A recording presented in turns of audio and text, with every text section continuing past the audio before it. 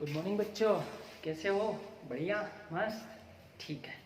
तो आज देखते हैं नेक्स्ट अपना लिमिटेशन ऑफ डायमेंशनल एनालिसिस। तो इस डायमेंशन की कुछ लिमिट होती है, उन पर डिस्कस करते हैं। लिमिटेशन ऑफ डायमेंशनल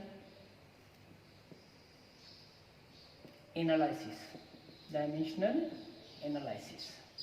तो कुछ डायमेंशन की लिमिट होती है, उसी के साथ ये क्या करती है, वर्क करती है। अपने को क्या होना चाहिए, पता होनी चाहिए। तो कैसे क्या वर्क करेगी, कैसे क्या लिमिट बनेगी इसकी, तो देखते हैं क्या क्या लिमिट होती है। मतलब डायमेंशनल एनालिसिस की जो तुमने एप्लीकेशन देखी है, ठीक है, अब उसके अंदर क्या है, कुछ लिमिट है। वो लिमिट होगी तो ही ये वर्क करेगा, अदरवाइज नहीं कि हर कहीं पर तुम इसको अप्लाई कर दो। तो देखते हैं first the method of dimensional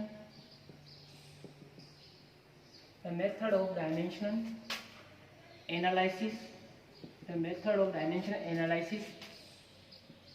cannot be find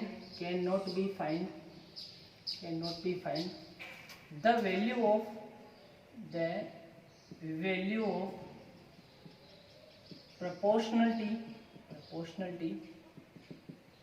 constant which is k. So the method of dimension analysis क्या करेगा, cannot be find the proportionality constant, ये इसकी वैल्यू फाइंड नहीं करेगा। सर कैसे? जैसे तुम बताया कि मैंने जब भी तुम्हारे पास फॉर्मूला आता है तो मैं बोलता हूँ एक्सपेरिमेंटली के की वैल्यू आती है, तो तुम के को फाइंड नहीं कर सकती कि 1 होगी या 2 पाई आ रहा है तुम्हारे, या फिर 6 पाई आ रहा है। इन सबको तुम क्या हो, इस डायमेंशनल एनालिसिस से मेजर नहीं कर सकते, मतलब इसको तुम फाइंड नहीं कर पाते इस वैल्यू को, ठीक है। तो ये क्या करेगा, जो मेथड है तुम्हारा, ये क्या करेगा, प्रोपोर्शनलिटी जो कांस्टेंट यूज में आ रहा है उसकी डायमेंशन क्या होगी ये बता नहीं पाएगा, ये फाइंड नहीं कर पाएगा उसको, ठीक है। सेकंड देखो ये क्या होता है, the method of dimensional analysis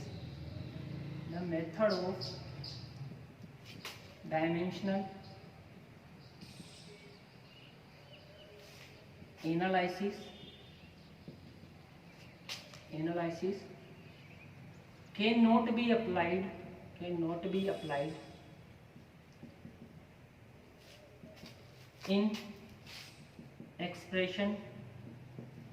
in expression involving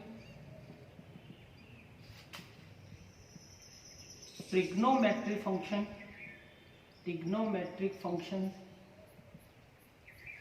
and exponential functions। समझो ये क्या बोल रहा है, ये बोल रहा है कि जो मेथड है डायमेंशनल एनालिसिस का, ये cannot be applied in expression involved in trigonometric function and exponential function. मतलब ट्रिग्नोमेट्रिक जो फंक्शन है उनमें अप्लाई नहीं होगी तुम्हारे, एक जो एक्सपोनेंशियल जो फंक्शन आते हैं उनमें भी तुम इसको अप्लाई नहीं कर सकते। किसको अप्लाई नहीं कर सकते, डायमेंशनल एनालिसिस को अप्लाई नहीं कर सकते। सर कैसे?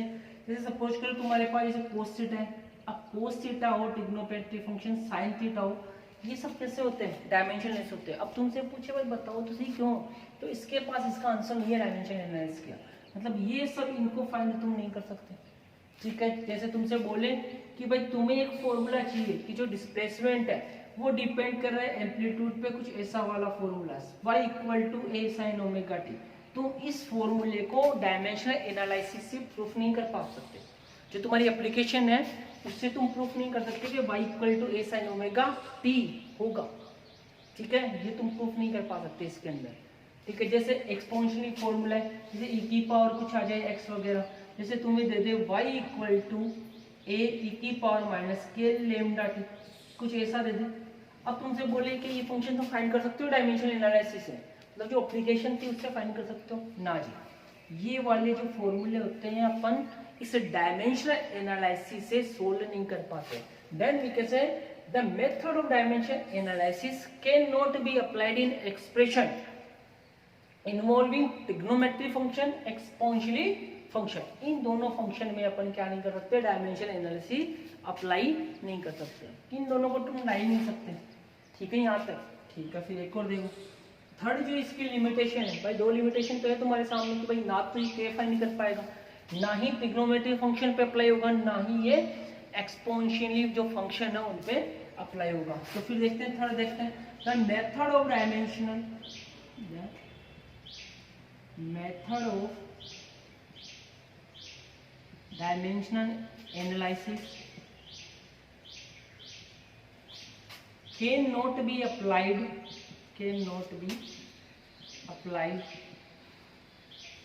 proportionality constant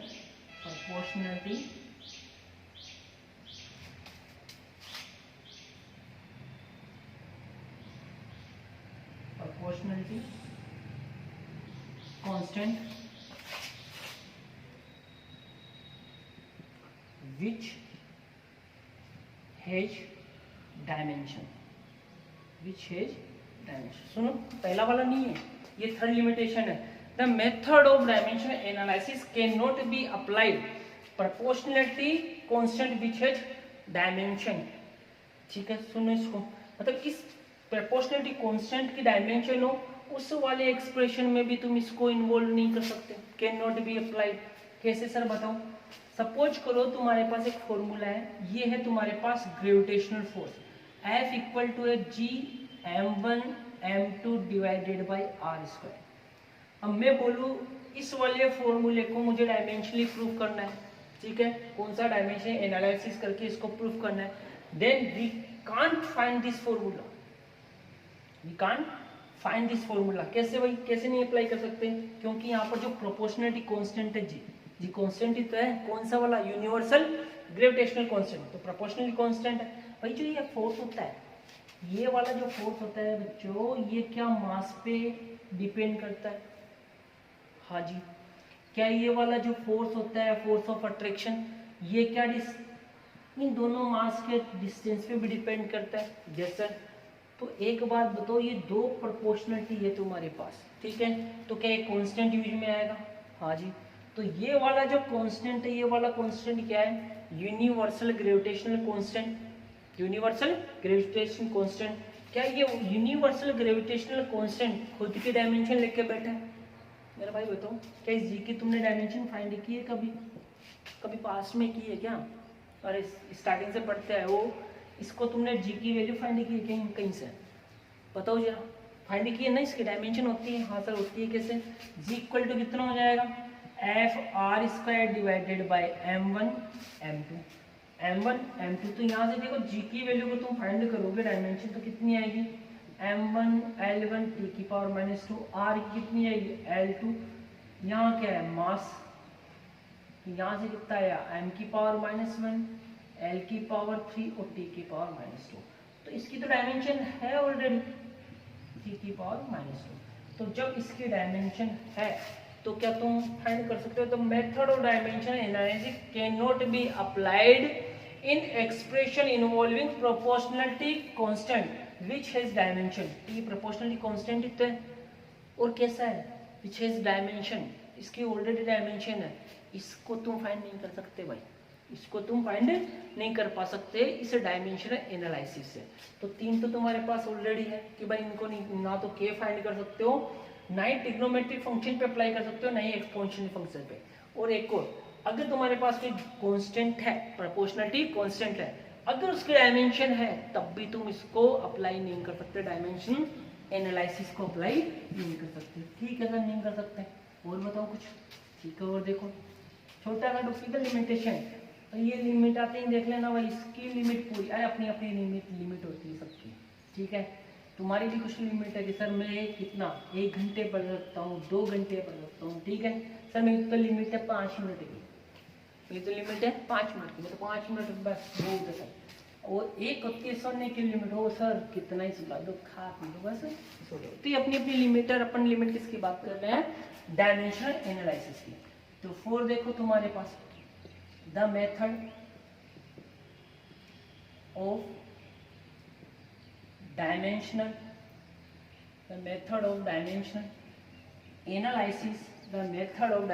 analysis cannot be applied in expression involving more than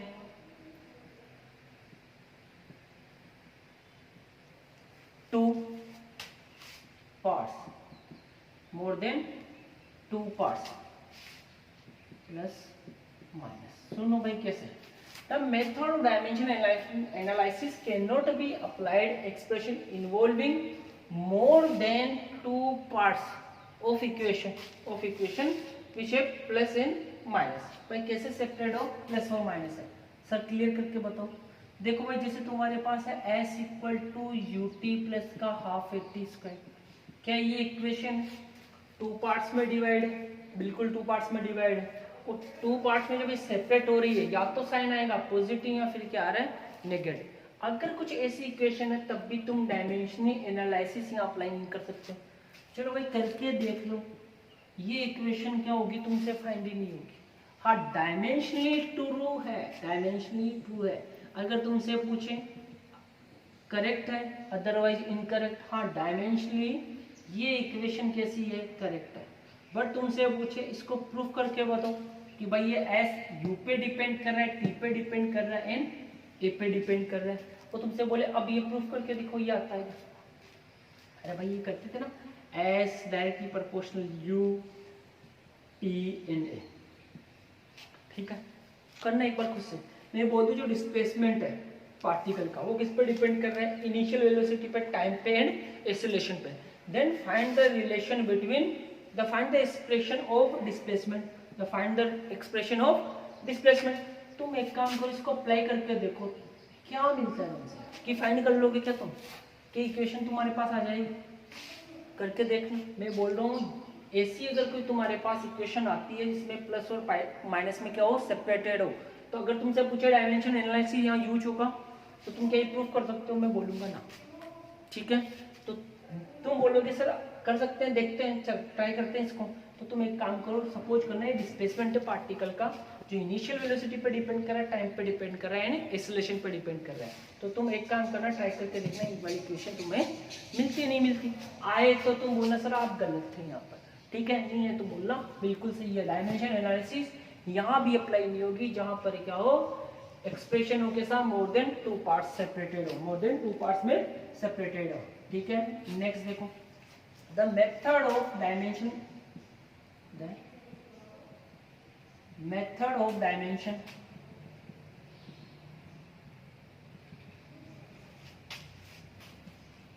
cannot derive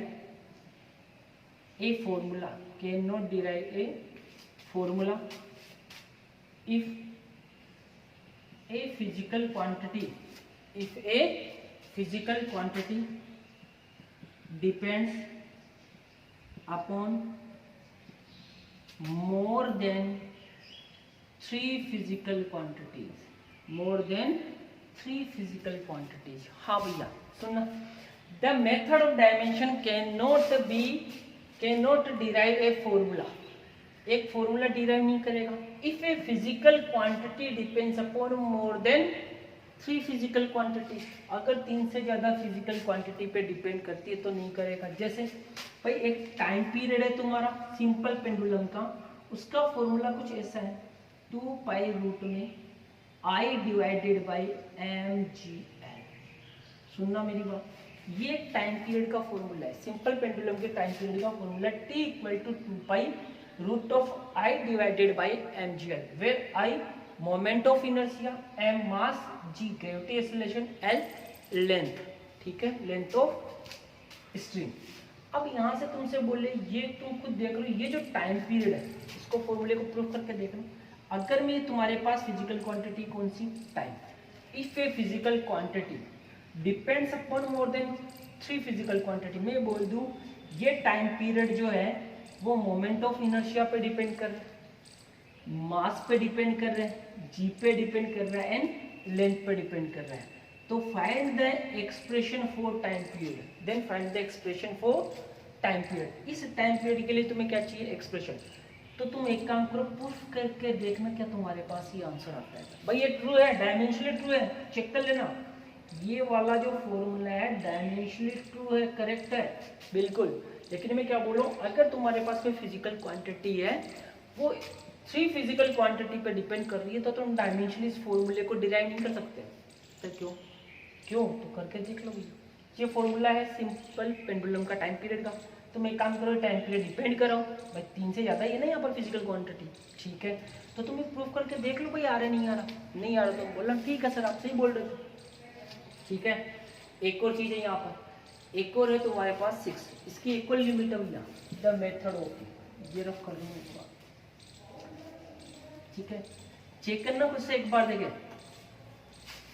उसे चेक करना एक 6, और इसकी जो लास्ट जो लिमिटेशन है भाई, क्या लिमिटेशन बनेगा, तो लिमिटेशन इसकी जो लास्ट है वो बोलता है the method of dimension, the method of dimension, method of dimension cannot be derived a formula if a physical quantity depends upon more than 3 physical quantities, 3 physical quantity, more than 3 physical quantity, which out 2 physical quantity has same dimension, same dimension। अरे sir ये क्या है, हाँ तो सुन, तुम ये formula भी find नहीं कर सकते भाई। कैसा फॉर्मूला फाइंड नहीं कर सकते जब तुम्हारे पास एक फिजिकल क्वांटिटी है, वो मोर देन 3 फिजिकल क्वांटिटी पे डिपेंड है, ठीक है, या 3 फिजिकल क्वांटिटी पे डिपेंड है, मोर देन 3 फिजिकल क्वांटिटी, या इक्वल टू 3 फिजिकल क्वांटिटी ले लो, ठीक है, equal to 3 physical quantity, which out 2 physical quantity has same dimension, ठीक है। जिनमें से 2 की डायमेंशन कैसी आ जाए, सेम आ जाए भाई। 3 फिजिकल क्वांटिटी वैसे डिपेंड नहीं करेगा, मान लो 3 फिजिकल क्वांटिटी, चलो मोर देन ना लेके depends upon 3 physical quantity, 3 physical quantity, which out 2 physical quantity has same dimension. अगर उनमें से 2 की डायमेंशन क्या आ जाए, सेम आ जाए, तब भी तुम उस फॉर्मूले को डिराइव नहीं कर सकते। जैसे एक ट्यूनिंग फोर्क की जो फ्रीक्वेंसी होती है, frequency of tuning fork equal to तुम्हारे पास होता है d/L²V, ठीक है। डायमेंशनली करेक्ट है ये, देखो ये d डिस्टेंस है, लेंथ है यहाँ पर तुम्हारे पास, लेंथ ये कैपिटल L लिखा है, डायमेंशन नहीं है ये, लेंथ है। यहाँ पर v क्या है, वेलोसिटी, ठीक है। फाइंड करो सर, जिसको d है तो d की कितनी होगी L1, यहाँ पर वेलोसिटी की L1 t की पावर -1, यहाँ लेंथ की कितनी है 2, तो L की पावर 2, लेंथ का स्क्वायर ऑलरेडी है तो L की पावर 2, L की पावर 1 + 1 2, ये 2 से 2 कैंसिल आउट, तो ये डायमेंशन कितनी बच गई t की पावर -1। तो फ्रीक्वेंसी की डायमेंशन भी कितनी होती है t की पावर -, डायमेंशनली ट्रू है। बट यहाँ देखो 2 फिजिकल क्वांटिटी है सेम डायमेंशन, लेंथ की डायमेंशन क्या होती है सर L1, डिस्टेंस की डायमेंशन क्या होती है सर L1। तो यहाँ से खुद चेक करो कि 2 फिजिकल क्वांटिटी क्या है, have same dimension, then we can not derive a formula. तो ऐसा फॉर्मूला अपन डिराइव नहीं कर सकते। अगर 3 से ज़्यादा फिजिकल क्वांटिटी है तो वैसे डिराइव नहीं होगा, चेक करके देख लो। या फिर ये बोल रहा है अगर मान लो 3 फिजिकल क्वांटिटी, कितनी है 3 है, और 3 में से 2 की डायमेंशन सेम आ जाए तो फाइंड कर लोगे क्या सर, नहीं होगा, तो नहीं होगा। एक क्वेश्चन था तुम्हारी एनसीईआरटी आ गई, नेक्स्ट क्वेश्चन था जिसमें इसको प्रूव करने के लिए कुछ और करना पड़ता था, 2 फिजिकल क्वांटिटी की पावर 1 लेनी पड़ रही है मुझे सिंगल, ठीक है। उसमें भी डिस्टेंस था 2 की जगह L1, तो L1 की पावर x और y आती है, तो इन दोनों को क्या करना है, कंबाइन करके लेनी पड़ी थी L की पावर x, ठीक है, तब आया सही। तो 3 पे डिपेंड करोगे 2 की सेम आ जाएगी, डिराइव नहीं होगा तुम्हारे पास। तो ये तुम्हारे पास क्या है, लिमिटेशन ऑफ डायमेंशन एनालिसिस। तो इस लिमिट से तुम क्या करोगे, वर्क करोगे। ऐसा कुछ आ जाता है तो तुमसे पूछे भाई क्यों नहीं हो रहा, तो तुम बोलोगे नहीं भैया मेरी लिमिट यही है, मैं इतने तक फाइंड कर सकता हूँ, 3 तक, 3 से ज़्यादा तुम कुछ दोगे मैं नहीं फाइंड करूंगा। क्या तुम y = SIN ω t या y = ए cos ओमेगा टी प्रूफ कर सकते हो, तो वो साहब बोलेगा ना जी हमसे ना हो पाएगा, हमसे ना हो पाएगा। क्यों भाई? क्योंकि इसकी लिमिट है बेचारे की, ठीक है। डायमेंशन की जो एनालिसिस की कुछ लिमिट है, ये 6 लिमिट तुम्हारे रखिए यहाँ पर, नोट करो अच्छे से, वो पता होना चाहिए कि भाई ये लिमिट है इसकी, इसके अलावा ये वर्क नहीं कर पाएगा, इनको तो छोड़ दो, ठीक है। तो नेक्स्ट देखेंगे सिग्निफिकेंट फिगर्स। तो बड़ा ही प्यारा टॉपिक है सिग्निफिकेंट फिगर्स कि क्या होने वाले हैं, कुछ क्या राउंडिंग ऑफ होगा तुम्हारे आगे चलने वाले हैं, ठीक है। अब तुम सेकंड चैप्टर क्या करने वाले हो, कंप्लीट जो आ रहा है दे रहा है, और ये डायमेंशन है तुम्हारे पास, पक्का क्वेश्चन मिलेगा इससे, इस डायमेंशन से पक्का क्वेश्चन मिलेगा। चाहो तो तुम हाफ ईयर ले लो, चाहो तो ईयरली एग्जाम ले लो, चाहो तो नीट ले लो, चाहो तो IIT ले लो, ठीक है, पक्का मिलेगा इससे, ठीक है। नोट करो।